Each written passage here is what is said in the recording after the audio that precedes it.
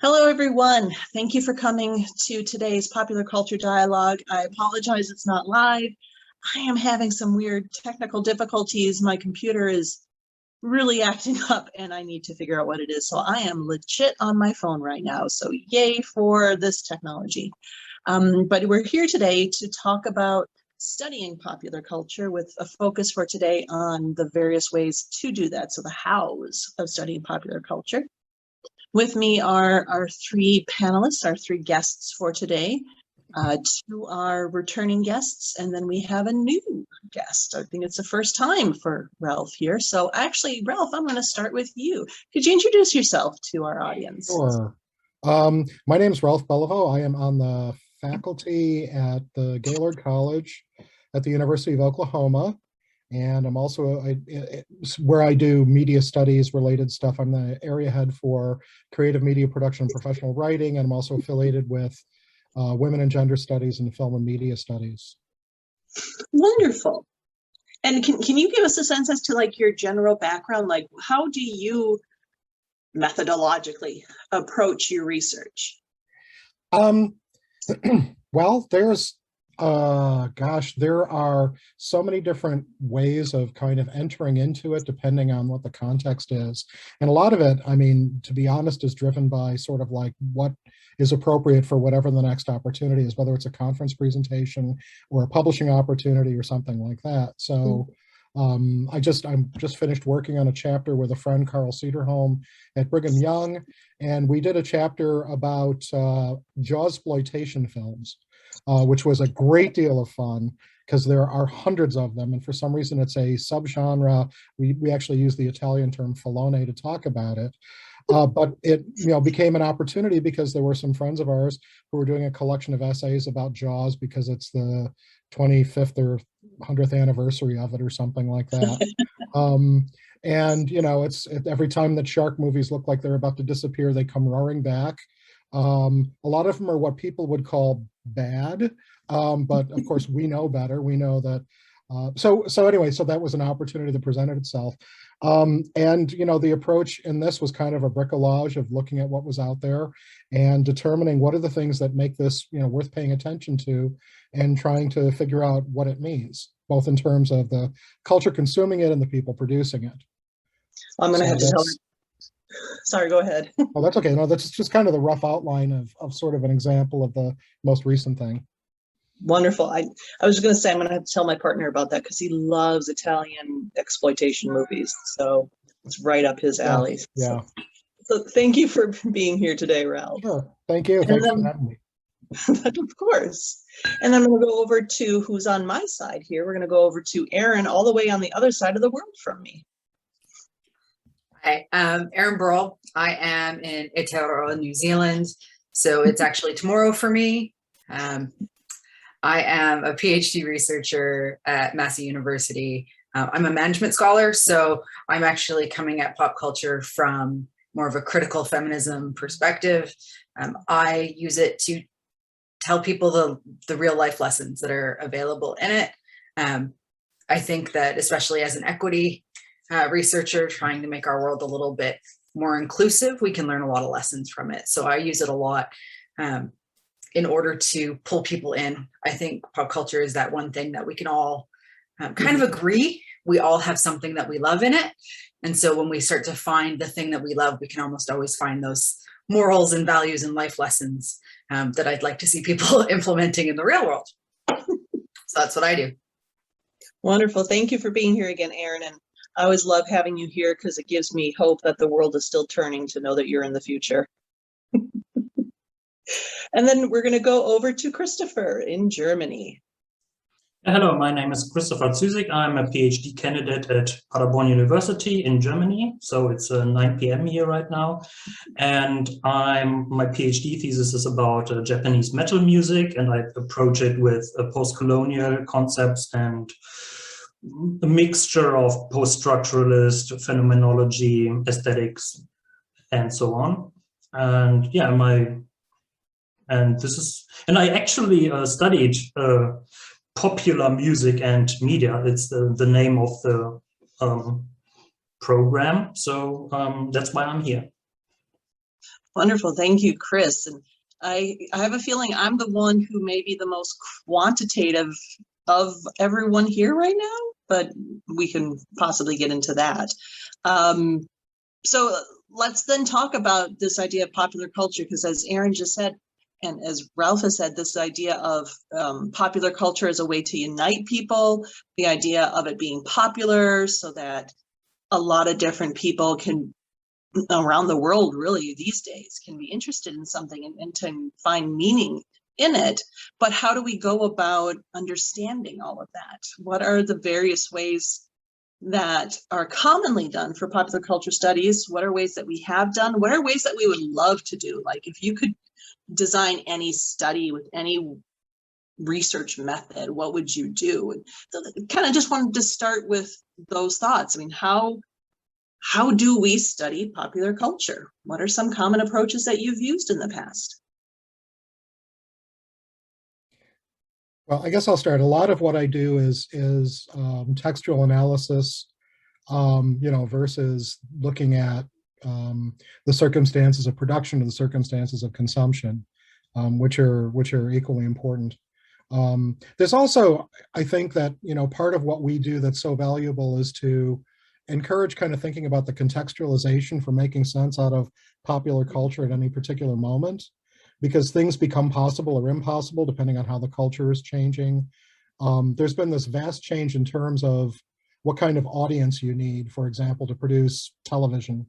And it's fragmented and it's become much smaller. So we're seeing things get made that in any previous chunk of time would not have been made. And I'm thinking specifically of a show like Reservation Dogs, if any of you have had a chance to see that. It's an amazing program. It's shot here in Oklahoma. It's distributed through FX and Hulu. And it's telling a story that we don't ever usually see from people who don't usually get to tell the stories.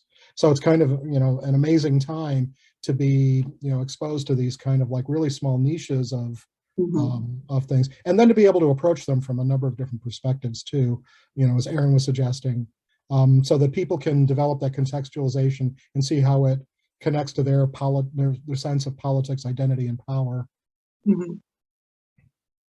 I think that power analysis is probably my favorite place to live, because I am always focused on equity. I always end up coming back to this sort of logic of, what was the story at the time? When we think about that context, we think about, who were the writers, creators, funders, who were the audience, who are the audience today? And I love that pop culture gives us a lesson in hindsight. So we have this sort of opportunity to say, what, that wouldn't have, reservation, like Taika Waititi, I mean, the Kiwiest as Kiwi guy, is doing something that would have been niche a number of years ago. And had he not had the power, the political capital and the social capital in the media industry, that still probably wouldn't be getting made. So I think that there's these great stories and lessons we can learn about how power is shifting, how the power of the audience is shifting. Like I was raised with, Thursday night television, where, we all watched the same two channels primarily. And you had that sort of experience. And today now it's, I can talk to somebody who is niche streaming something that's up on YouTube, and I can talk to somebody else who is madly in love with whatever dropped on Netflix for mass consumption. And we have that opportunity to see how our world is shifting. And I think, to Ralph's point, we've got this deep reach now, because a lot of things are getting made finally, with voices that I can't help but be extraordinarily excited to hear from.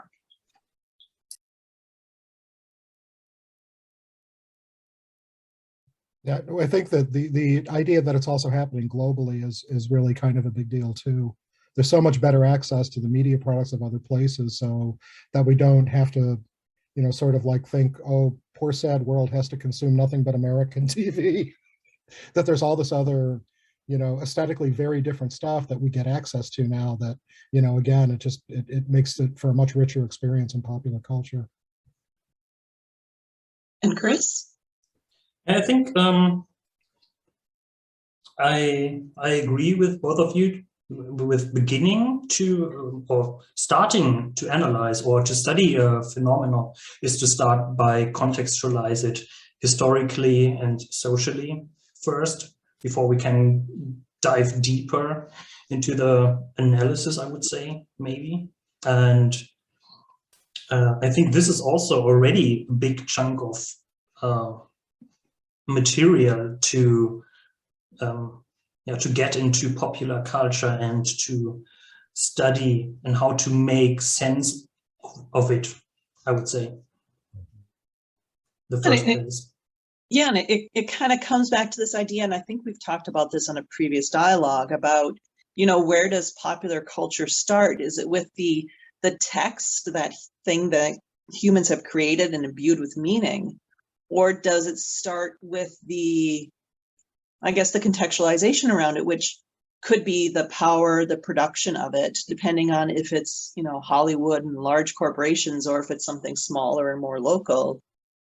But then there's also the reception of it. So does popular culture studies, do you think it focuses on the text analysis aspect more, or is it more balanced across essentially those three areas?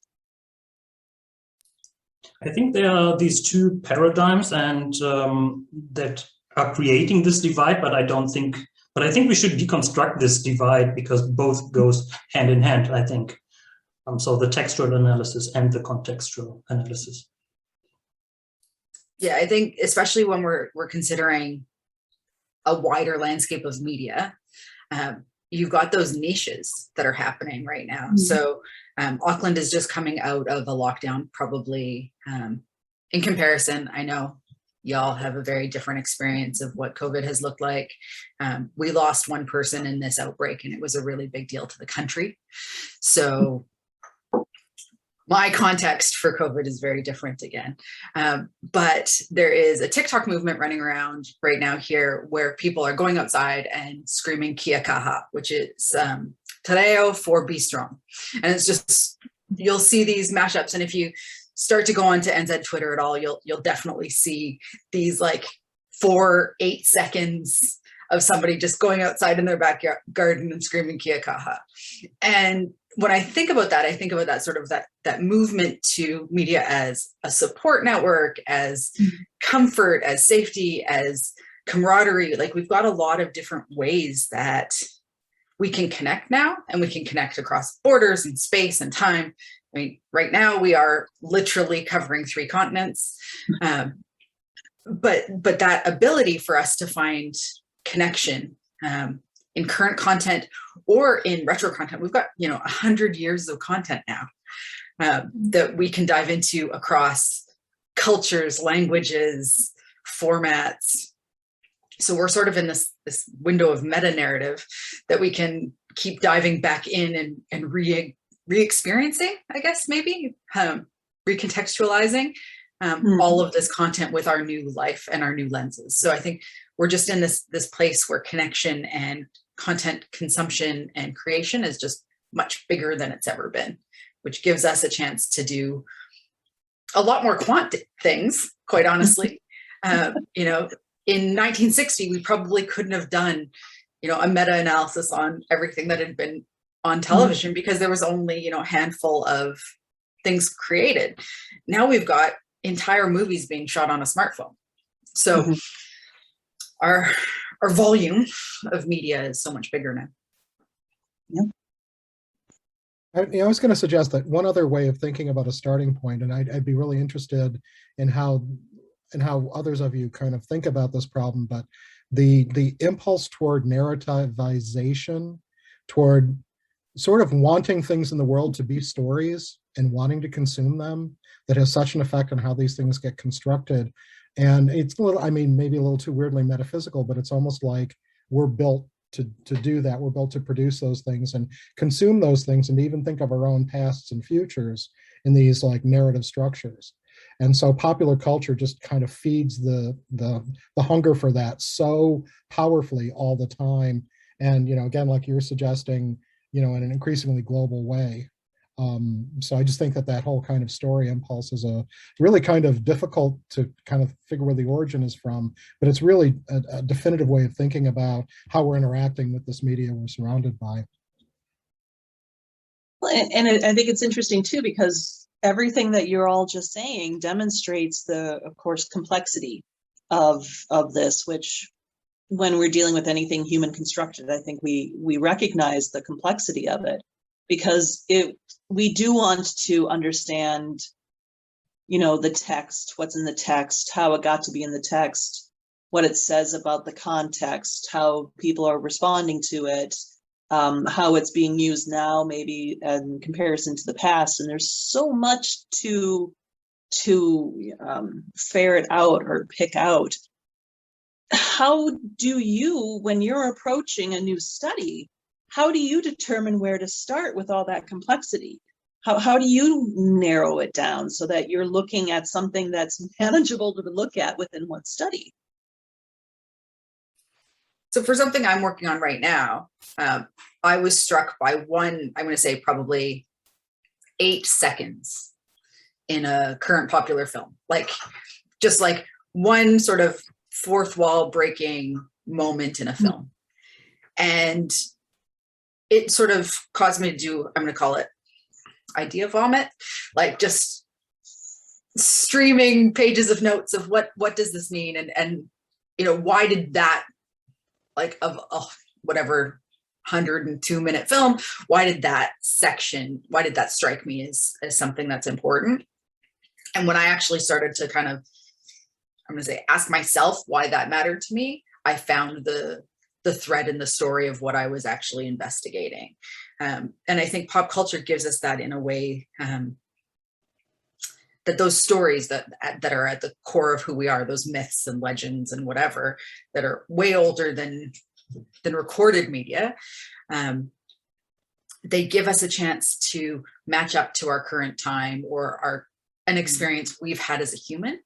And that when I had that 8 seconds, when I pulled it apart, I had kind of like this, I don't know, I had probably 4,000 words of why it mattered to me all of a sudden. And then now I'm actually turning it into an article that it will be digestible by real humans. But it was just asking, for me at least, it often starts with, why did that thing strike me, before I can say, oh, okay, well, this is going to be, you know, socially constructed analysis, that I'm going to use a particular lens and a particular theory.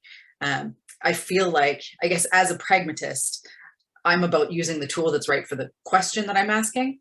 So for me, at least, I had to get to why did this matter to me? And why was I asking the question before I could choose a tool to do the analysis with it? I think my approach is kind of similar from a phenomenological perspective. Just to, when I listen to a song or I watch the music video, I get into the experience and I don't need the whole song, because most of the time, it's like you said at the beginning, the intro that already sets a mood for the further continuation of the song, for the music video. And then I'm also reflecting about the data, I would say, that are coming in, and to reflect on them, and just to get rid of, first of all, the dispositions, or I try to get rid of all the dispositions I have, and just to look what is happening here and what is my experience now that I'm having right now while listening to this particular song. And I had it recently that I found a new band, and the music video just blew me away, and I directly incorporated into a presentation for a conference, and I hope the others were also blown away, because that was my point.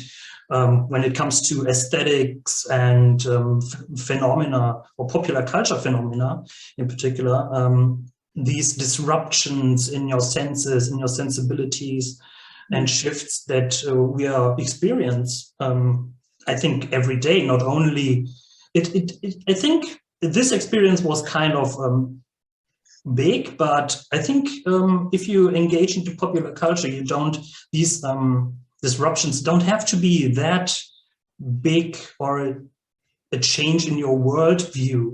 It can be tiny little things. Maybe watch a new movie, for example, I don't know, like the Star Wars transition from episode 8 to episode 9, and I think for some people it has been a big change, this big disruption in their sensibilities and worldviews, but not for me. So this is also then the interesting part, how this experience differs from person to person.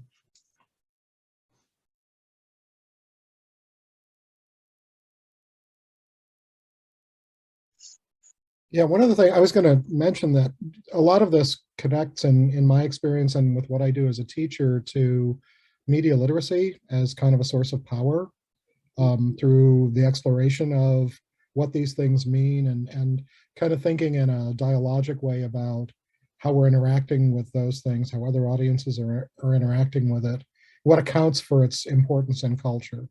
I find, like, whether it's Jaws or Star Wars, these things that just had this enormous cultural impact, it's almost like you never have satisfactory answers for why, why that when it happened. I mean, you come up with answers that can be anything from kind of the shallow, well, it made a lot of money, to it was like the right story at the right time. But it's sort of like getting that unique understanding of why something works and resonates in culture the way that it does. And in some cases, it takes, maybe decades to figure that out, of trying to see, when context changes, what are its legs? How long is it going to last? What's its power? How's it, and is there a way of talking about it that actually then for students or for the audience allows them to gain more control over the meanings they take out of the popular culture they're consuming? And what's interesting is right now, so I'm hearing there's this idea of it's something that interests you because it impacts you personally on some level, or you're seeing disruption impact on a cultural, social, communal level. But I'm also hearing it's there's like these positive affects attached to it, that you don't really study something that has a negative impact on you. And this is maybe something I'm wondering now about popular culture, because I think when we think about popular culture and its association with like fandom, for example, we tend to focus on the positive affect. Something wouldn't be popular if it wasn't doing something positive for the people engaging with it. But do you ever find that you approach the study of something because of the negative affect associated with it? I do. Because there's lots of, well, across content, there is a lot of racism and misogyny and ableism and hate, I generally. And because that's what I spend a lot of my time on, I see it quite sharply in a lot of the things that I'm doing. And one of the things that I find, and maybe it's the thing that makes popular culture so magical, is that when I'm struggling to find a way to convey a complex idea, especially in a teaching environment, the easiest way is to remind people of a story that they're already familiar with. So it gives me something to, like a string to pull on for the uncomfortable things. And it also gives me, in that teaching environment, an opportunity to let students know why it might have made them uncomfortable.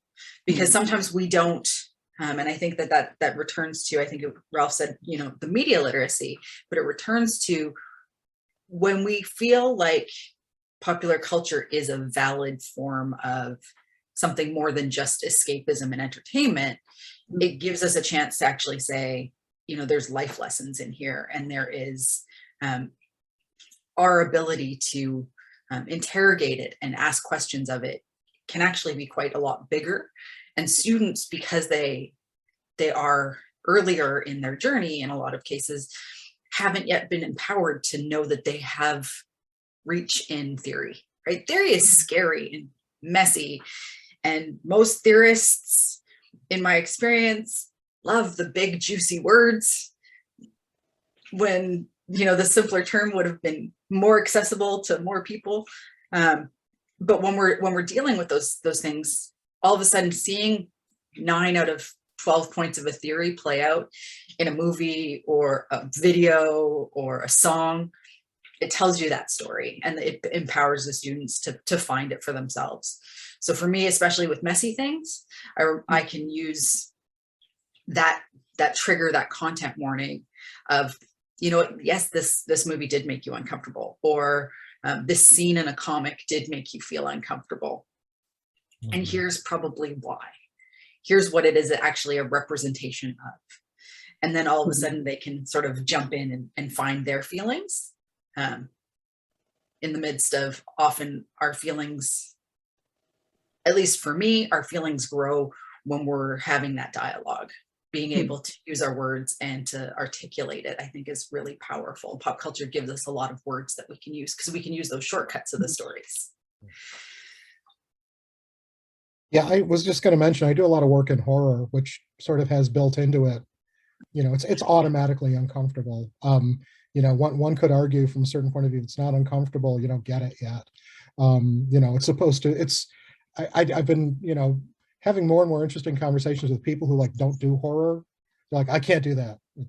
I can't depersonalize it. I can't be separated from it. It's too much, it's overwhelming. And I just feel such a level of anxiety that I don't want to deal with it. And I think that's a really, you know, it's an interesting thing to try to understand, like, what is the difference between people who are fascinated by it, intrigued by it, engaged by it, and the people who, you know, because you've got things like, you know, true crime media, which has just exploded. And, you know, there's these connections between things that happen in the world and fictional storytelling that are kind of by their very nature discomforting. And so again, it's kind of like an intriguing object to try to figure out, well, what is it that makes people attracted to those experiences? Even when they recognize some of the social and political and cultural problems with a particular mode of storytelling. Because then there's also, usually they're broad enough where there are also responses to that that are already built into, you know, the genre or the storytelling form. So I think it's interesting to think about discomfort in terms of that context. That's interesting. I'm analyzing cuteness in Japanese popular music, and it has also this notion of uncanniness, I would say. And what I mean with disruption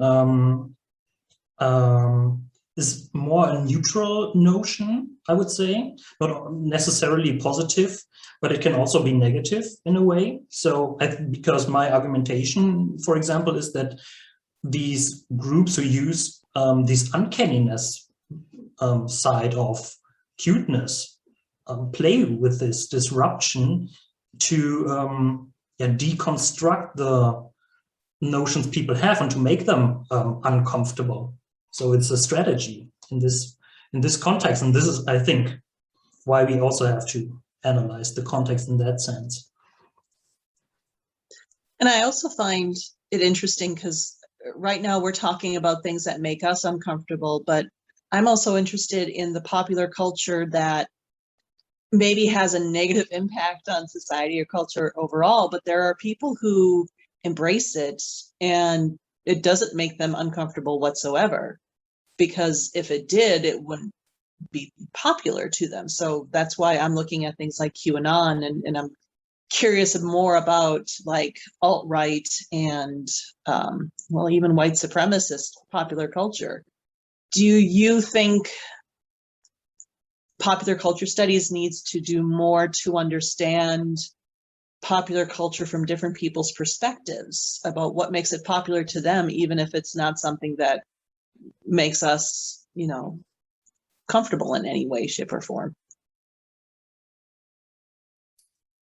I do. I'm working on a piece on rape culture, which is super uncomfortable. But it it's a thing that it's a common trope in a lot of our content that we consume, and there's a reason that it's being used. And if we don't talk about it, we can't do anything about the reflection that that content has, especially in some of our some of the globally angry groups. I'm not going to pick on any particular one, but you know, the idea of rape, submission, and power are pretty common in a lot of maybe societally excluded groups. So while it's really yucky in terms of analysis for me personally, and it definitely will be, it is uncomfortable for a lot of people, I think it's important content for us to interrogate sometimes. However, this one piece has taken a really long time because I can only sort of face into it for short periods of time. And I think that that's one of those hazards of dealing with something that is uncomfortable for you as a person, and you know that it's going to be uncomfortable. Like dealing with trauma studies is it's hard, and yes, there is a lot of comfort content that I have to consume in between rounds of edits because it's just really messy. But that's my perspective, at least.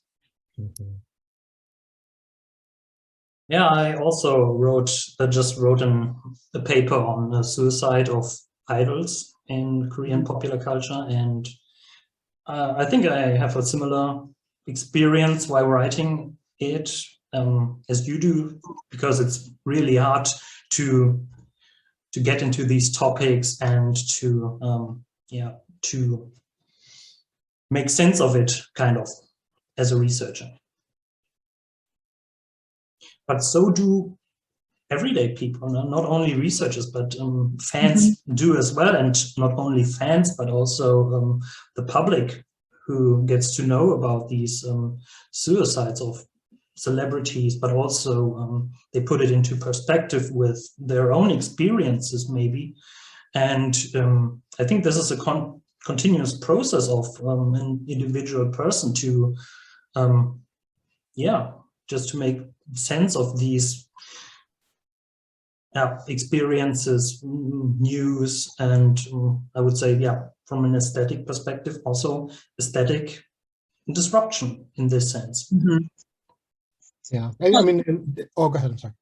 No, I was just going to say, and I imagine with topics like those, there's also the ethical, moral issues too, as to how you, as the researcher, represent that, both in terms of representing the people and their lives that have been negatively impacted, but also to not at all try to like valorize or glamorize or, you know, feed into that idea that by talking about it, we are in some way supporting it.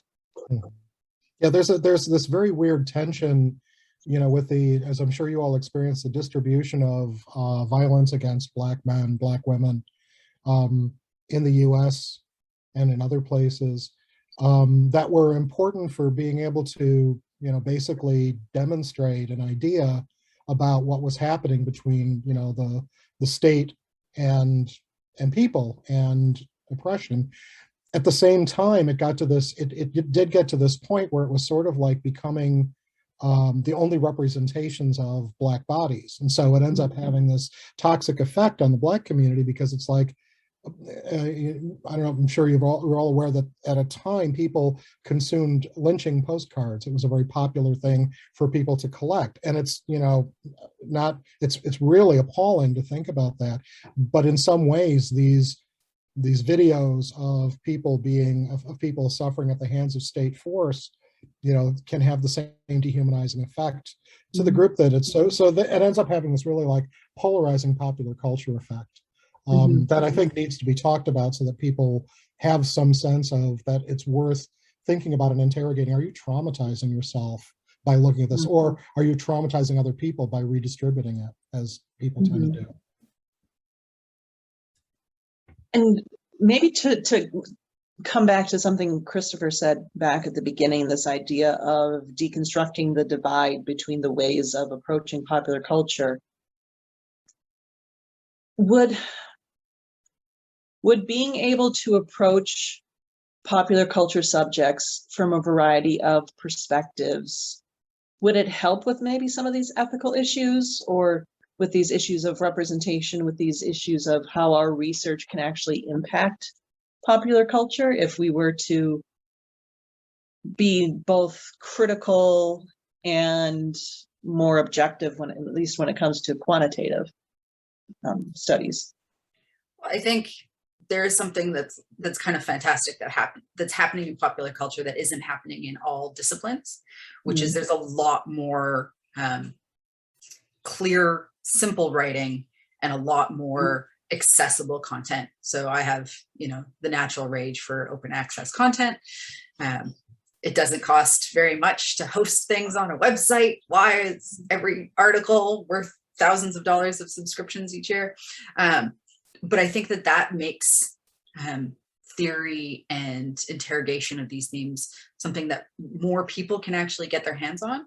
I think if we only keep the interrogation in the academy, we are failing, especially with something that is based and founded in the magic of fandom.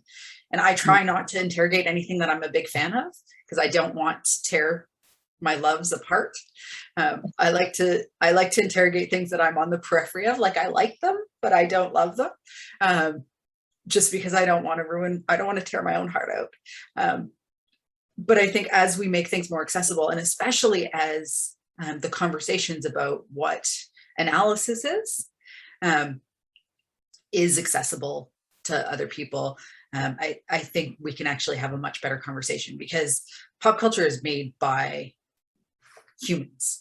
The academy tends to be this sort of closed loop network that we never have conversations with regular humans. And I think it's real humans and real dialogue that actually helps us influence change. Maybe the content that's being made, maybe the way we question a trope. Like we've all seen the jump the shark conversation, but maybe some of those tropes could die a nice natural death and we'd never see them again. And that would be, at least in my opinion, pretty okay. I think we've got creativity enough to create new tropes. And Erin, it also makes me think about this, again, coming from fan studies, but I think it also, like you're saying, applies to popular culture, the idea that you don't want to study what you love, and the big discussion about like ACA-fans and fan scholars and how you try to balance that. And I'm just thinking of my own research, and I don't do as much text analysis because I like talking to people and understanding how they make sense of it. And I know in fan studies, we do have people who study the fan communities that they're part of. So do you think that if you were to study the fandoms around the objects that you love, do you think you could be more objective, or would that be more comfortable to you in that situation? For me, I think I'd get more judgy. Well, because the content comes to us at a time that we need it. I believe that we read that book the time we need it. We hear that song the time we need it. We see that film or watch that show at the time we need it. And we don't always know why we love it. We don't always know why it makes us feel great. My partner's favorite film of all time is Aliens. It is the film that they take long haul flights and fall asleep to on planes with. Cool. Not for me. I like Aliens. I could happily tear that movie apart, tear the entire series apart. No problem, because it is not the thing that I love. I will never understand why my partner loves it the way they do. And I actually don't think that's for me to do. I feel like I'd have nightmares if I fell asleep on a plane to Sigourney Weaver, but that's just me. But it does, I naturally judge that choice. And I feel like if I spent too much time in fan studies, I would get very judgy of something that somebody loves for reasons that maybe I'm not going to have the opportunity to properly interrogate and understand. because that's the sense making somebody else has made of something they love is often really pretty deep and complex. I just come to like accept my own hypocrisy as just part of, that. So, in classes, one of the first things I usually do with groups of students is to get them to stop talking about, I liked it, it was good, I didn't like it, it was bad, because those are, and they're very important, but they're very important also to be able to go away from so that you can talk about all the other important stuff in popular culture. But then there's a point in the semester where I usually have to give what I refer to as my paragraph on The Wire, which is, The Wire is the best television show ever made. If you start watching it and you don't agree with that, the problem is not with the show, the problem is with you. Go try again. There's a complete contradiction of everything I said previously, right? About using those kind of judgments. But you can't, I've been trying, Stuart Kaminsky taught me about this like decades and decades ago, and I've never been able to, you can't stop.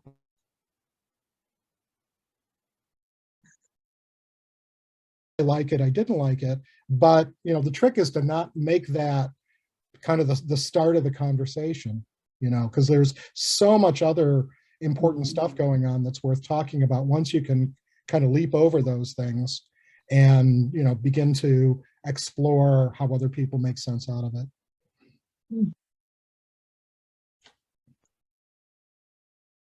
Yeah, I think that's interesting, this idea of don't start the conversation with like, don't like. I'm going to ponder that as a person who likes to ask fans and people those types of reception questions. Yeah. Sorry, Chris. I actually analyze what I love. So, but when I get into conversations, I look at the context with whom I'm talking to, and is it at university or is it with friends or other fans? And I cater to that context. So I switch my positions, and I try to, when I talk with fans, I try to turn down the scholar in me and just to embrace the aesthetic experience of what we are seeing together, and get into the aesthetic experience. Okay, but I want to understand that then, Chris. So when you're saying you turn down the scholar in you, what does that mean? First, don't talk like a scholar. Don't use these fancy words and concepts, and I don't know. It's a different habitus, I would say, maybe, that we can adapt to, like a fan habitus and a scholar habitus. And well, okay, so I think we can't fully turn it off, but to a certain degree. Just don't talk like someone, or don't talk like, or don't use that vocabulary. Don't behave a certain way, or don't. Now I use the negative forms, but or act like in a certain way that people also understand that you are part of that community, maybe in that sense. Well, and the reason I ask is because I teaching this to students, and I know sometimes within the general public too, when you say that you do criticism and critical analysis and things like that, there's that perception, of course, critical equals bad, that you're seeing something as bad and you're taking it apart. But we're not talking about turning down our criticism or deconstruction or things like that. We're just talking about putting it in a different framework for saying it, or how communicating it. Because at the heart of, I would say, popular culture studies, whether it is text analysis, looking at production, consumption, or whatever aspect, it's all being critical, right? We're still trying to understand why things are the way they are. We just have to maybe figure out how to communicate that more. I think it's a terminology game, and I think Christopher makes a really good point. Is there's a difference between criticism and curiosity, and when I'm talking to students specifically, I tend to ask them, why does this bother you?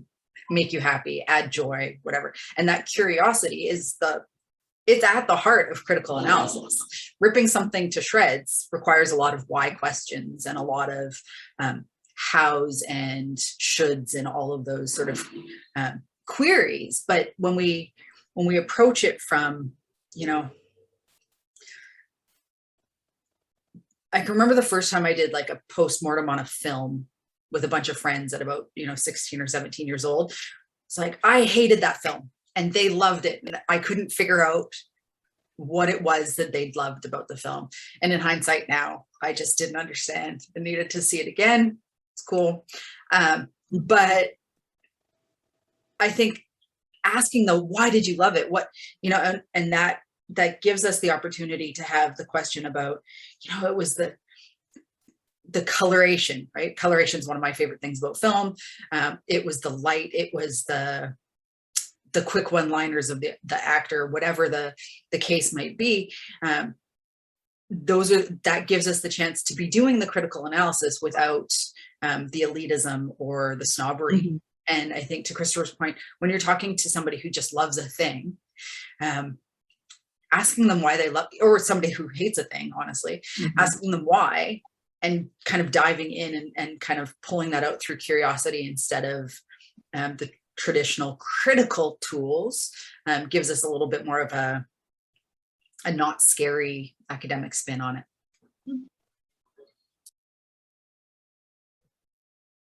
Yeah, I was just going to add, I think one of the interesting things is that the term, as we've all probably experienced, the term criticism, the root, whatever, has kind of two valences, right? It's got a valence that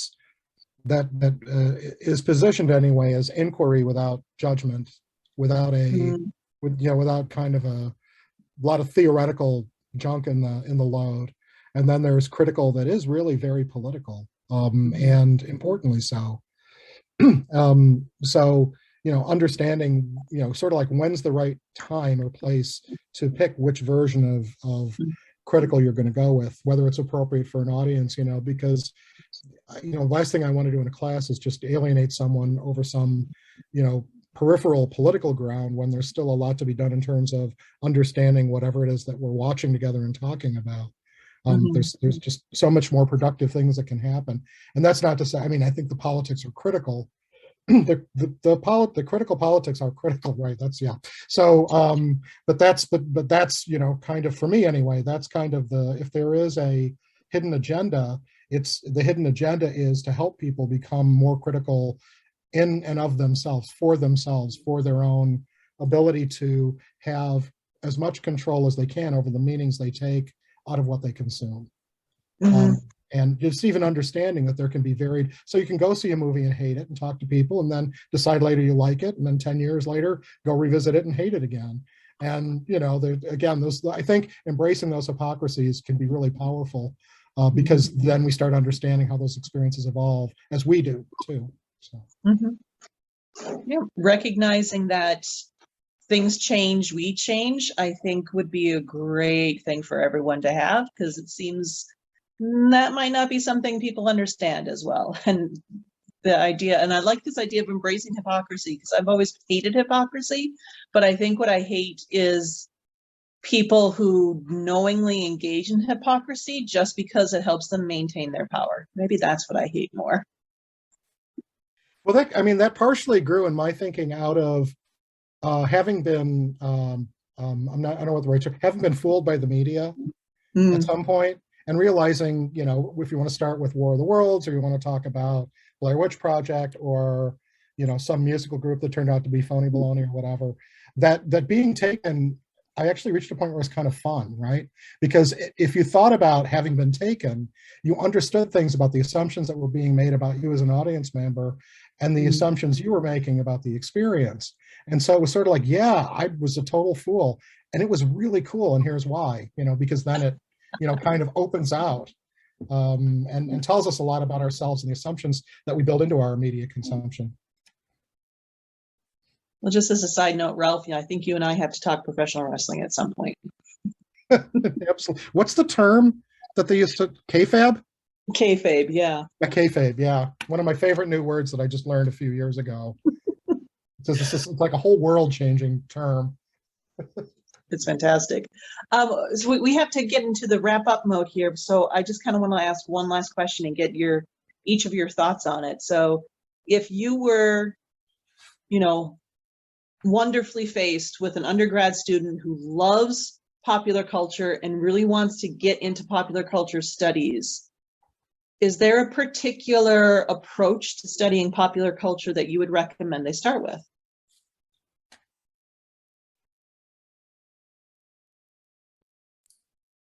I think text analysis is a great place to start, because it works regardless of your media format. So you can really break things down.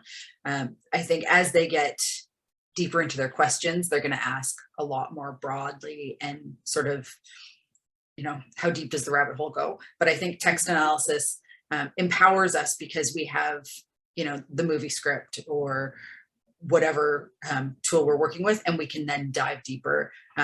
As well, it fits into a lot of other periphery communication studies, like journalism or creative writing or any of those other pieces, which means that if we're giving, I really like multi-purpose skills. So if we're giving a student some skills, we should give them something that fits in multiple places if possible.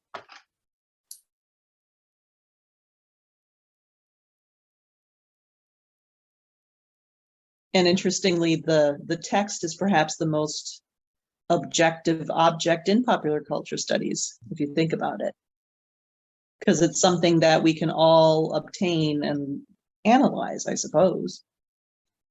One thing that, and I completely agree with you. I think textual analysis is probably in some ways a really efficient starting point. I've done a lot of work with students, having them like produce things that involve interviewing people about popular culture topics. And, whether it's in a journalistic mode or a documentary mode or something like that, because then they have to account for how they use the tools and how they understand the power relationship between the person asking the questions and the person giving the answers. And, just kind of that collection process can offer a good opportunity to have, conversations with people about popular culture to get them to kind of open up about the things they're passionate about. It can be really revealing. Yeah, I agree with that too. I also started with textual analysis even before I started studying,